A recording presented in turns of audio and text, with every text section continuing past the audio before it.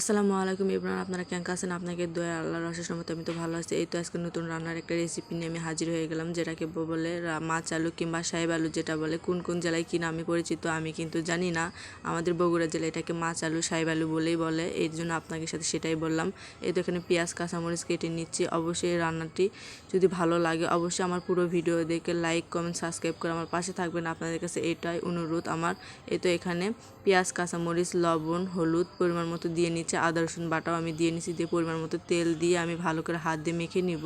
আমি হাতে মেখে চচ্চড়ি করতেছি। আমরা কিন্তু গ্রামের মানুষ হাতে মেখে চচ্চড়িটাই বেশি খেয়ে থাকি, এই জন্য আপনার সাথে হাতে মাখা চচ্চড়ি আমরা বেশি শেয়ার করি। যদি আমার রেসিপি ভালো লাগে অবশ্যই পুরো ভিডিও দেখবেন।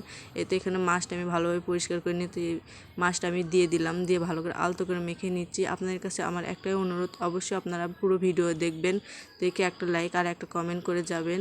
এই তো এখানে পরিমাণ মতো আমি পানি দিচ্ছি, দিয়ে আমি চুলায় বসাই দিব।